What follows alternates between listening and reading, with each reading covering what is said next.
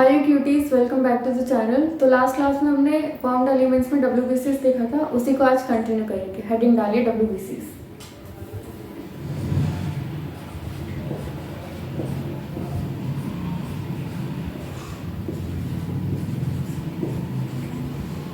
ठीक है, तो WBCs के दो टाइप्स होते हैं, दिखता है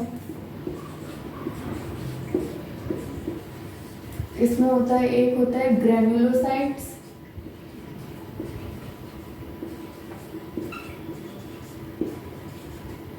और एक क्या होता है ए ग्रेन्युलोसाइट्स।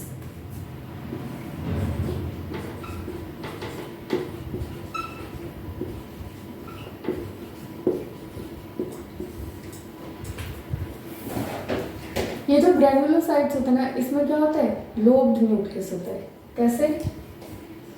इसमें होता है लोब्ड न्यूक्लियस। लोब्ड न्यूक्लियस मतलब ऐसे, ठीक है, इस तरीके से लोब्ड न्यूक्लियस होता है। और ग्रेन्युलोसाइट्स में क्या होता है, जो साइटोप्लाज्म होता है उसमें क्या ग्रेन्यूल्स प्रेजेंट होते हैं। ठीक है, क्या लिखते हैं, ग्रेन्यूल्स प्रेजेंट इन साइटोप्लाज्म। ठीक है, तो साइटोप्लाज्म में ग्रेन्यूल्स प्रेजेंट होते हैं। ये जो ए ग्रेन्युलोसाइट्स होते हैं ना, इसमें ऐसा कुछ नहीं होता है, सिंपल सा न्यूक्लियस होता है और ग्रेन्यूल्स एब्सेंट होते हैं साइटोप्लाज्म में। ठीक है, सिंपल न्यूक्लियस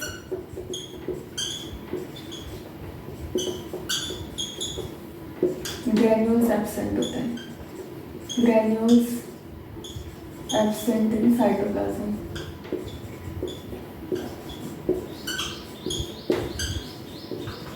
ठीक है, तो ग्रेन्युलोसाइट्स और ए ग्रेन्युलोसाइट्स में हमने ये देख लिया। इंपॉर्टेंट क्या होता है आपको, के टाइप्स। ठीक है, फर्स्ट आता है इसमें न्यूट्रोफिल्स। न्यूट्रोफिल्स। सेकंड आता है इओसिनोफिल्स।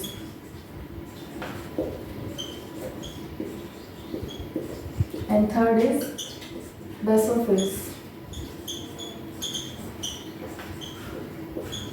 ठीक है, तो ग्रेन्युलोसाइट्स के तीन टाइप्स है, न्यूट्रोफिल्स, इओसिनोफिल्स, जिसको हम एसिडोफिल्स भी बोलते हैं। ठीक है, एंड थर्ड इज बेसोफिल्स।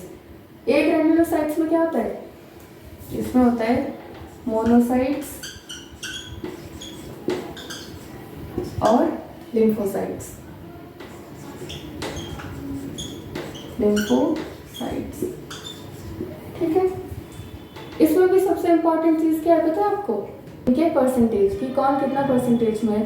तो इनके जो क्वेश्चन है वो मैथ्स द कॉलम पे आ सकते हैं। ठीक है, तो ये न्यूट्रोफिल्स कितना होता है, 60 to 65% होता है। ठीक है, और इओसिनोफिल्स कितना होता है, 2 to 3%। बेसोफिल्स कितना होता है, 0.5 to 1%। ठीक है, 0.5 से 1%। तो इन सब में सबसे अबंडेंट कौन सा है, न्यूट्रोफिल्स। ये क्या होता है, मोस्ट अबंडेंट। उसके बाद होता है मोनोसाइट्स। मोनोसाइट्स होते हैं 6 to 8%। और लिम्फोसाइट्स कितने होता है, 20 to 25%।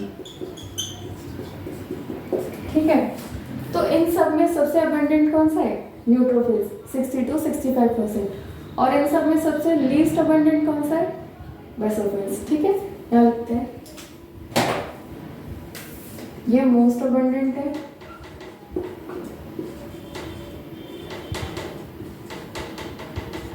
ठीक है, और ये है लीस्ट अबंडेंट। लीस्ट अबंडेंट, ठीक है।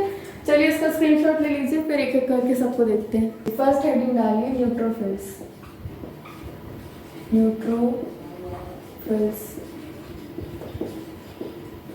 ठीक है। तो न्यूट्रोफिल्स का सबसे पहले तो इम्पोर्टेंट चीज क्या है, परसेंटेज कितना होता है, 60 से 65%। लिखते हैं 60 to 65%। ठीक है, ये जो न्यूट्रोफिल्स होते हैं ना, इनको और हम क्या बोलते हैं, PMNL। ये होता है PMNL। इसका मतलब पॉलीमॉर्फिक न्यूक्लियस ल्यूकोसाइट। क्योंकि ये जो न्यूट्रोफिल्स है, ये किसका पार्ट है, ग्रेन्युलोसाइट्स का। ग्रैन्युलोसाइट्स में क्या होता है, लोब्ड न्यूक्लियस होता है, ठीक है। तो यहाँ लिखते हैं polymorphic nucleus leucocyte.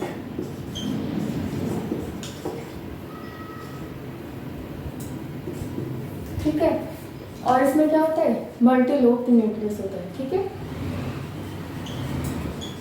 Multi lobed nucleus. Nucleus कैसा होता है, मल्टी लोब्ड, ठीक है। ये जो न्यूट्रोफिल्स होते हैं ना, इनका मेन फंक्शन क्या होता है, तो ये क्या करते हैं, फैगोसाइटोसिस। फैगोसाइटोसिस मतलब अगर हमारी बॉडी में कोई भी फॉरेन एंटीजन, मतलब कोई भी बाहर की चीज़, खराब चीज़, ठीक है, कोई भी खराब चीज़ अगर हमारी बॉडी में आए तो उसको हम फॉरेन एंटीजन बोलते हैं। तो उसको क्या करता है, एकदम से खा जाता है, क्या करता है, निगल जाता है। तो निगल जाने या खा जाने को उसको हम क्या बोलते हैं, फैगोसाइटोसिस, ठीक है। तो इनका मेन फंक्शन क्या होता है, मेन फंक्शन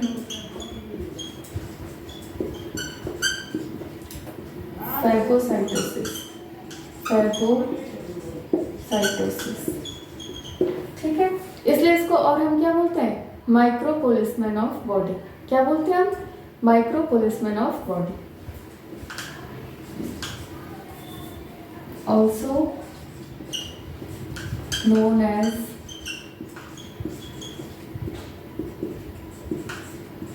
micro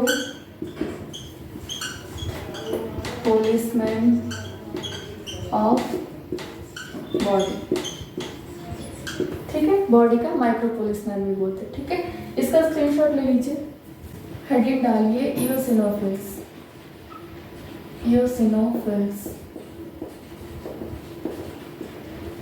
इसमें भी इंपॉर्टेंट क्या है, परसेंटेज कितना होता है, 2 to 3%। इसको और बोलते हैं एसिडोफिल्स,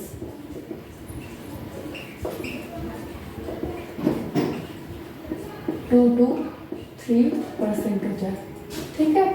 उसके बाद ये जो इओसिनोफिल्स या एसिडोफिल्स होते हैं, ये कैसे होते हैं, इनमें कैसा न्यूक्लियस होता है, बाइलोब्ड न्यूक्लियस होता है, ठीक है।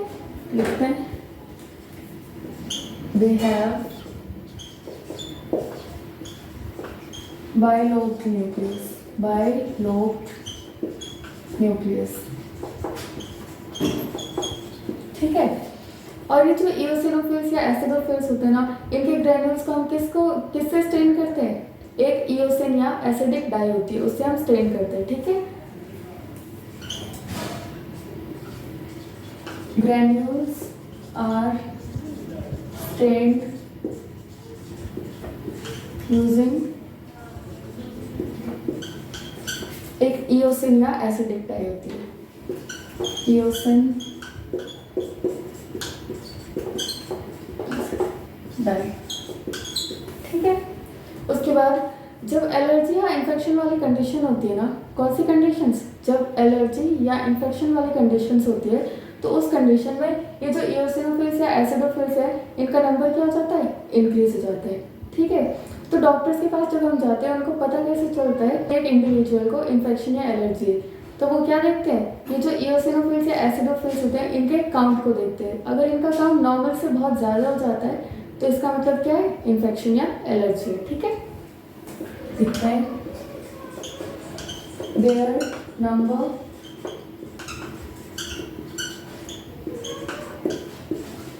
increases during allergy या इन्फेक्शन, ठीक है। इनका फंक्शन क्या होता है, फंक्शन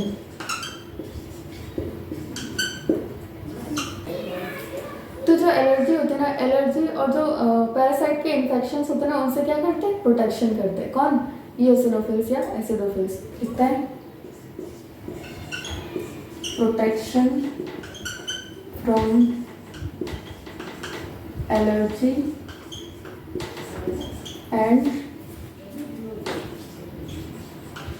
पैरासिटिक इन्फेक्शंस, ठीक है। They fight against helminth infection. तो हेलमिंथस जो इन्फेक्शन होता है ना, उनके अगेंस्ट भी ये फाइट करता है, ठीक है। इसका स्क्रीनशॉट ले लीजिए, हेडिंग डालिए बेसोफिल्स।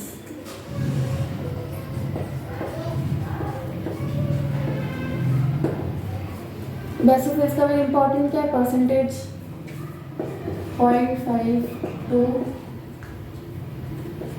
1%, ठीक है। 0.5 से 1% होता है। बेसोफिल्स में क्या होता है, इसमें 2 से 3 क्या होते हैं, इरेगुलर लोब्ड न्यूक्लियस होते हैं, ठीक है। और क्या होता है, ये जो बेसोफिल्स होते हैं ना, इनके ग्रेन्यूल्स को हम किससे स्टेन करते हैं, एक मिथाइलिन ब्लू एक बेसिक डाई होती है, ठीक है। क्या होती है, मिथाइलिन ब्लू एक बेसिक डाई होती है, जिससे हम इसके ग्रेन्यूल्स को स्टेन करते हैं, ठीक है। यहाँ लिखते हैं 2 to 3 irregular lobed nucleus, ठीक है। 2 से 3 इरेगुलर लोब्ड न्यूक्लियस होते हैं। उसके बाद ग्रेन्यूल्स स्टेन्ड यूजिंग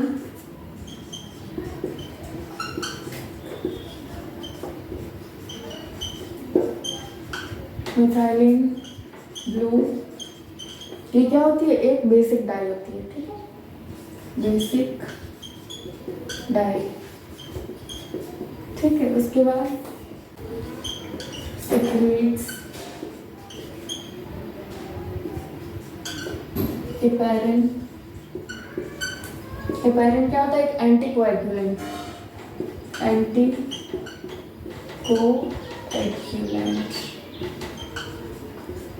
मतलब जो ब्लड क्लॉटिंग होता है ना, उसको क्या करता है, रोकता है, ब्लड क्लॉटिंग होने नहीं देता, ठीक है।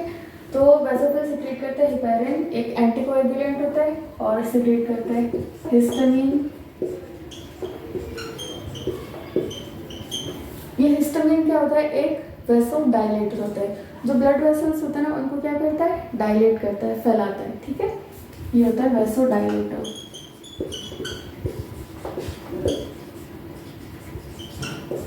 और क्या सिक्रेट करता है, सेरोटोनिन। ये सेरोटोनिन क्या करता है, वेसो कॉन्स्ट्रिक्टर होता है, ब्लड वेसल्स को कॉन्स्ट्रिक्ट करता है, जिससे क्या होता है, ब्लड वेसल्स और जीएफआर इंक्रीज होते हैं, ठीक है। वेसो कॉन्स्ट्रिक्टर, ठीक है।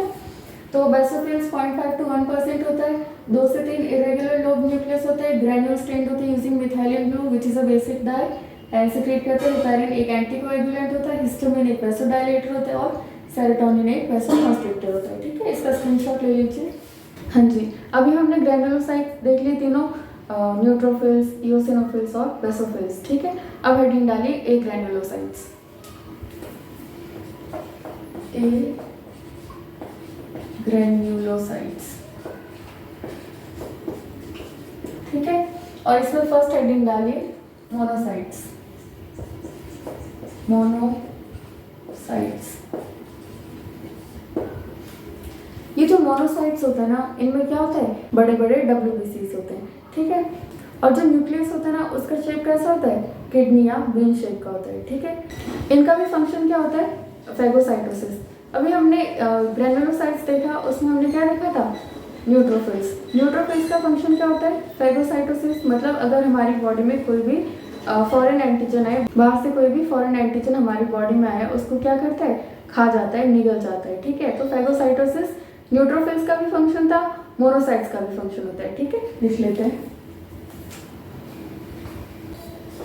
large WBCs with kidney shaped nucleus, ठीक है। तो बड़े बड़े WBCs होते हैं और न्यूक्लियस कैसा होता है, किडनी शेप्ड होता है। उसके बाद इनका फंक्शन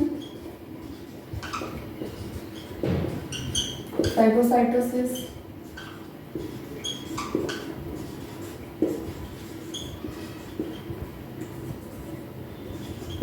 ठीक है। ये जो मोनोसाइट्स होते हैं ना, मोनोसाइट जब टिश्यूज में एंटर करते हैं, ठीक है, मोनोसाइट जब टिश्यूज में एंटर करते हैं तो उनको हम क्या बोलते हैं? मैक्रोफेजेस बोलते हैं, ठीक है। लिखते हैं monocytes upon entering tissues called as macrophages.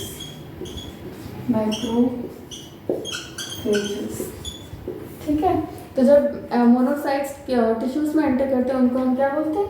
Macrophages. Example देखते हैं। अगर ये जो मोनोसाइट्स है ये लिवर में एंटर करते हैं, ठीक है, तो उनको हम क्या बोलते हैं? कुपर सेल्स, ठीक है।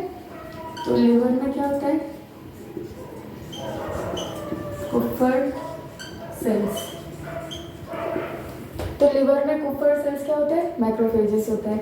दूसरा एग्जांपल ब्रेन, ठीक है। तो मोनोसाइट्स जब ब्रेन में एंटर करते हैं तो उनको हमको क्या बोलते हैं? माइक्रोग्लियोसाइट्स। माइक्रोग्लियोसाइट्स, ठीक है। उसके बाद बोन्स में एंटर करते तो क्या बोलते हैं हम? ऑस्टियोक्लास्ट। क्या बोलते हैं? ऑस्टियोक्लास्ट। जब लंग्स में एंटर करते तो बोलते हैं डक्ट सेल्स। डक्ट सेल्स, ठीक है। चलिए इसका स्क्रीनशॉट ले लीजिए। सेकेंड हेडिंग डालिए लिम्फोसाइट्स। लिम्फोसाइट्स, ठीक है। तो ये जो लिम्फोसाइट्स है ये दो टाइप के होते हैं। कैसे? एक होता है हमारे पास बी लिम्फोसाइट्स और एक क्या होता है? T lymphocytes. टी लिम्फोसाइट्स,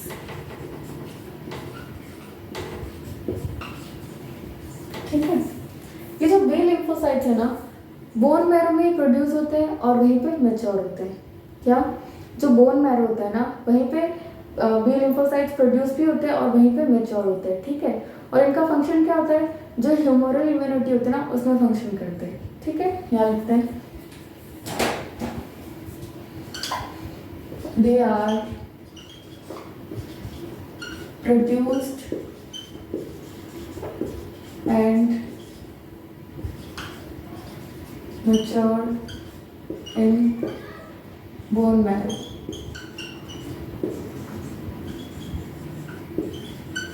ठीक है, तो बोन मैरो में प्रोड्यूस होते हैं और वहीं पे क्या होते हैं? मैच्योर होते हैं। और इनका फंक्शन किस में होता है? They function in humoral immunity. Humoral immunity, ठीक है। अब आता है टी लिम्फोसाइट्स। तो टी लिम्फोसाइट्स होते हैं ना, ये प्रोड्यूस कहाँ होती है? बोन मैरो में। तो टी लिम्फोसाइट्स प्रोड्यूस तो बोन मैरो में होती है लेकिन मैच्योर कहाँ होती है? थाइमस में। और ये किसमें फंक्शन करते हैं? सेल मीडिएटेड इम्यूनिटी, ठीक है। They are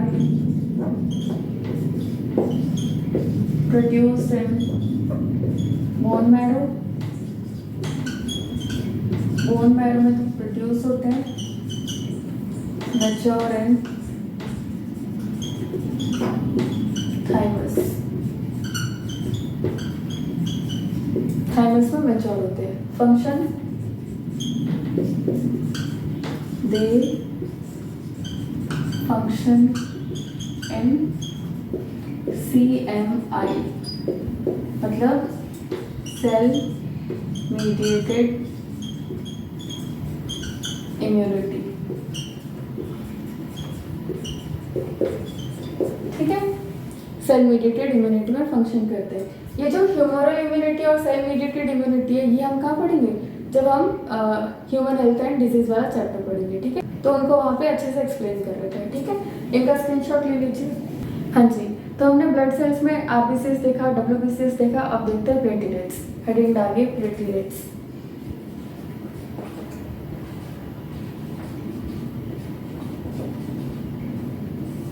प्लेटलेट्स को और हम किस नाम से जानते हैं? थ्रोम्बोसाइट्स।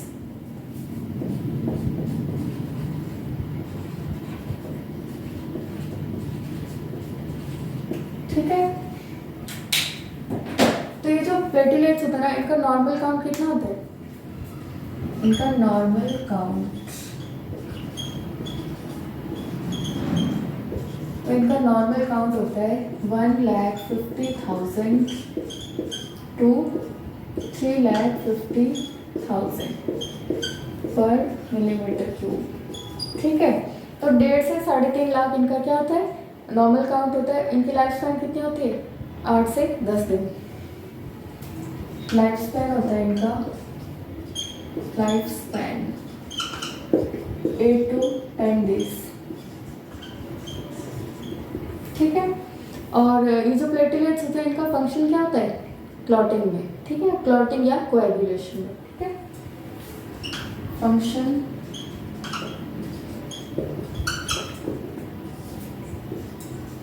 क्लॉटिंग या फिर कोएगुलेशन। ठीक है, ये जो प्लेटलेट्स होती है ना, ये कहाँ डिस्ट्रॉयड होती है? स्प्लीन और लीवर में। और हमने क्या देखा था, ये जो स्प्लीन में और क्या डिस्ट्रॉयड होता है? आरबीसीज। ठीक है, तो आरबीसीज भी स्प्लीन में डिस्ट्रॉयड होती है, और ये थ्रोम्बोसाइट्स या प्लेटलेट्स, ठीक है, ये भी कहाँ डिस्ट्रॉयड होती है? स्प्लीन या लीवर में। Platelets are destroyed in spleen and liver। ठीक है, उसके बाद ये प्लेटलेट्स बनते कैसे हैं? तो जो बोन मैरो होता है ना, कौन? Bone marrow. बोन मैरो में बड़े बड़े न्यूक्लियस वाले सेल्स होते हैं। क्या होता है? बोन मैरो में बड़े बड़े न्यूक्लियस वाले सेल्स होते हैं, जिनको हम क्या बोलते हैं? Mega karyocytes. ठीक है, यहाँ देखते हैं।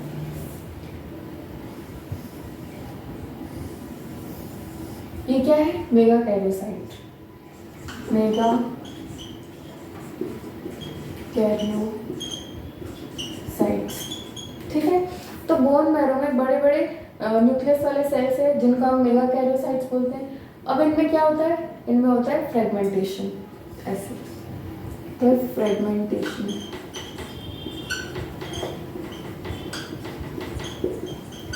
और जब फ्रेगमेंटेशन होगा तब क्या होगा? ये जो मेगा कैरियोसाइट्स है, ये क्या होगा? ये छोटे छोटे टुकड़ों में टूट जाएंगे। ठीक है, ऐसे।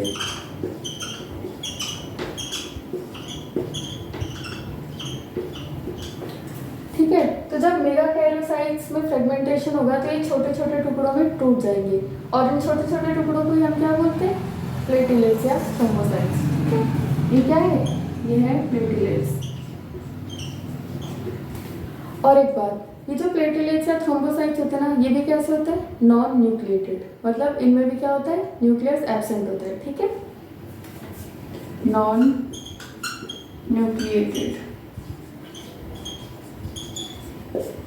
ठीक है, चलिए इसका स्क्रीनशॉट ले लीजिए, नोट डालिए।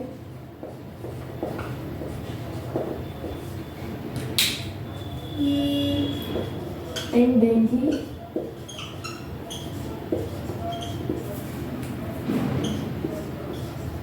Platelet count decreases. ठीक है, तो जब डेंगू होता है ना, सबसे पहले तो हम जो बोलते हैं ना डेंगू हो गया, डेंगू हो गया, तो वो डेंगू नहीं होता, उसका करेक्ट प्रोनाउंसिएशन क्या होता है? डेंगी। क्या होता है? डेंगी। जब डेंगू होता है ना, प्लेटलेट का काउंट क्या होता है? डिक्रीज हो जाता है। ठीक है, इसका स्क्रीनशॉट ले लीजिए। हेडिंग डालिए क्लॉटिंग फैक्टर्स। Clotting factors. ठीक है, सबसे पहले तो जो ब्लड की क्लॉटिंग है वो कहाँ होनी चाहिए? ब्लड वेसल्स के अंदर या फिर बाहर? कहाँ होनी चाहिए? ब्लड वेसल्स के बाहर। ठीक है, ब्लड वेसल्स के अंदर क्या फ्लो करता है? ब्लड। तो अगर ब्लड वेसल्स के अंदर जो ब्लड फ्लो करता है उसमें अगर क्लॉटिंग हो जाएगी तो क्या होगा? ब्लड का फ्लो स्टॉप हो जाएगा। ठीक है, तो ये जो ब्लड की क्लॉटिंग है ये कहाँ होनी चाहिए? बाहर। तो इसको हम क्या बोलते हैं? Extra vascular clot. ठीक है, blood clotting should be extra vascular.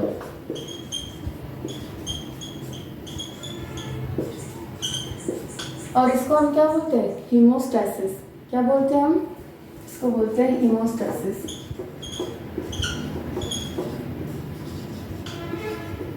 ठीक है, तो हमारे पास 13 क्लॉटिंग फैक्टर्स होते हैं। ठीक है, क्या लिखते हैं? 13 क्लॉटिंग फैक्टर्स। ठीक है, फर्स्ट इज फाइब्रिनोजन।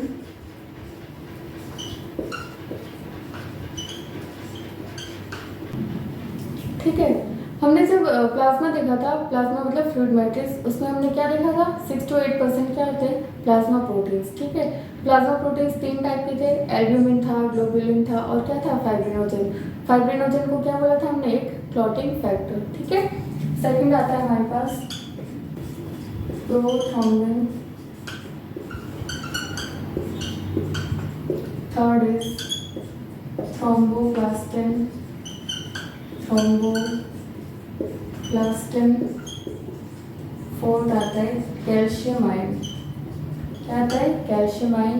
फिफ्थ आता है प्रो एक्सेलरिन। सिक्स का कोई नाम नहीं है, नो नेम। ठीक है, सेवंथ आता है हमारे पास प्रो कन्वर्टिन। और ये कैसा होता है? स्टेबल। उसके बाद एट आता है हमारे पास AHG। ठीक है, AHG मतलब anti haemophilic globulin. Anti haemophilic globulin. Ninth is Christmas factor. इसको हम और क्या बोलते हैं? PTC। Plasma thromboplastin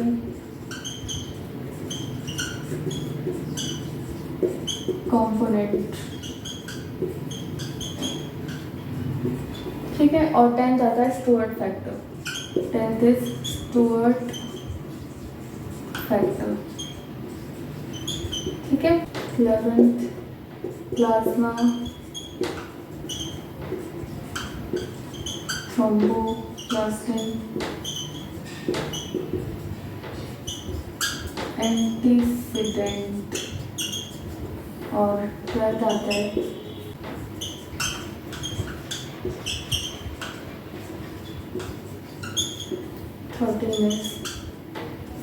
fibrin stabilising factor. ठीक है, तो हमारे पास ये 13 क्लॉटिंग फैक्टर्स है। इनमें से हमारे पास 5 इंपॉर्टेंट है। कौन कौन से? 4 बना देती हूँ। Fibrinogen, prothrombin, thromboplastin, calcium ion. 4 तो ये इंपॉर्टेंट है। उसके बाद ये 8th AHG anti haemophilic globulin, और ये 9 क्रिसमस फैक्टर। तो ये जो 5 जिन पे स्टार बना रखा है, ये क्या होते हैं? ये इंपॉर्टेंट क्लॉटिंग फैक्टर्स है। ठीक है, चलिए इसका स्क्रीनशॉट ले लीजिए। हेडिंग डालिए blood clotting.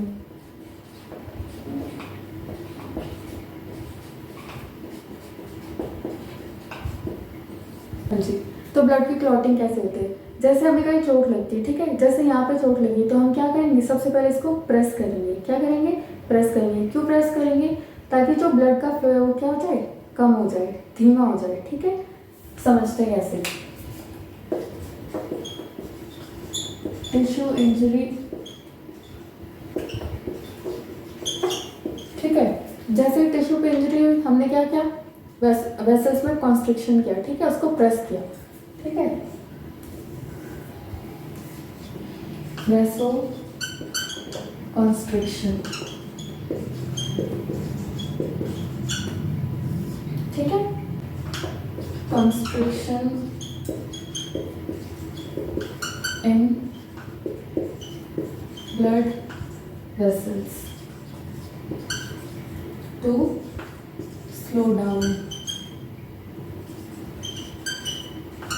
Blood flow.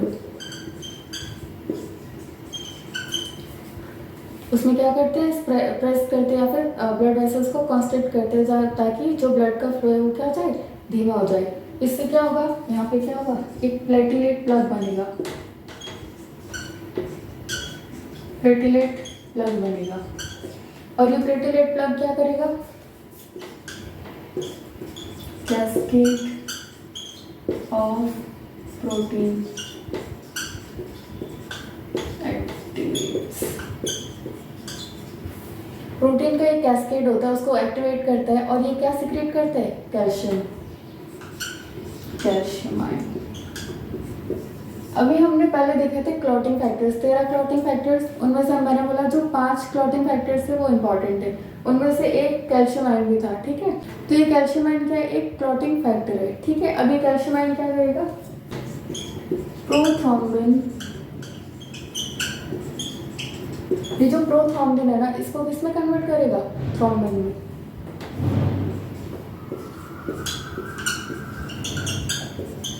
Thrombin में।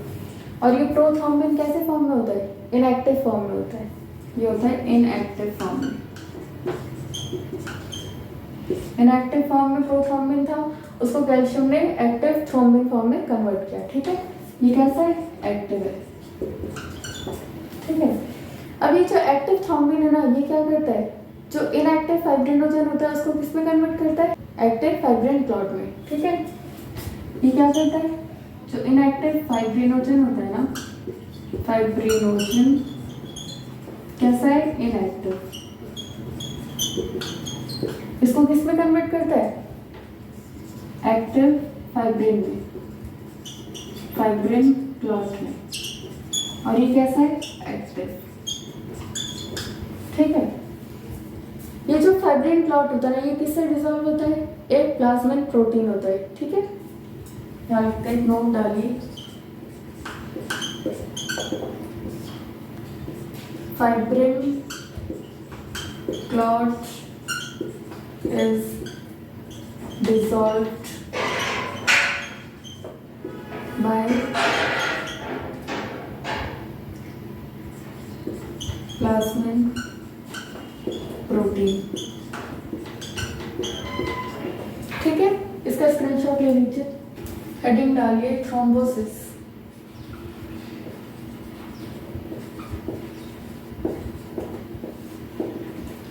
तो थ्रोम्बोसिस का क्या मतलब होता है, ब्लड वेसल्स होते हैं ना, आर्टरीज और वेन्स, तो ब्लड वेसल्स, आर्टरीज और वेन्स होते हैं ना, उनके अंदर जो ब्लड फ्लो करता है, अगर उनके अंदर क्या हो जाए, ब्लड की क्लॉटिंग हो जाए, ठीक है। तो ब्लड वेसल्स के अंदर जब ब्लड की क्लॉटिंग हो जाती है उसको हम क्या बोलते हैं, थ्रोम्बोसिस, ठीक है। Blood clotting within blood vessels is known as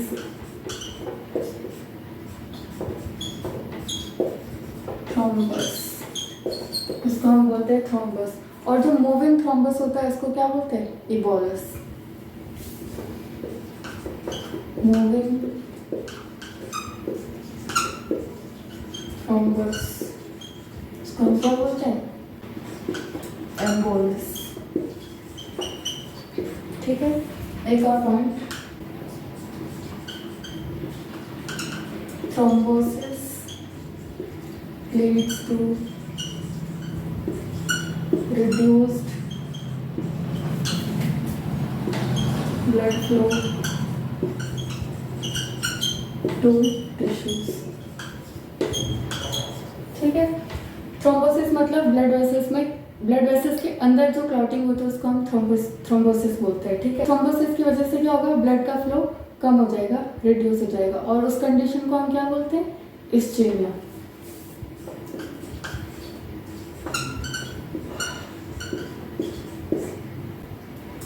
and necrosis मतलब टिश्यू डेथ, ठीक है। चलिए आज के लिए इतना ही, थैंक यू सो मच। इसका स्क्रीनशॉट ले लीजिए।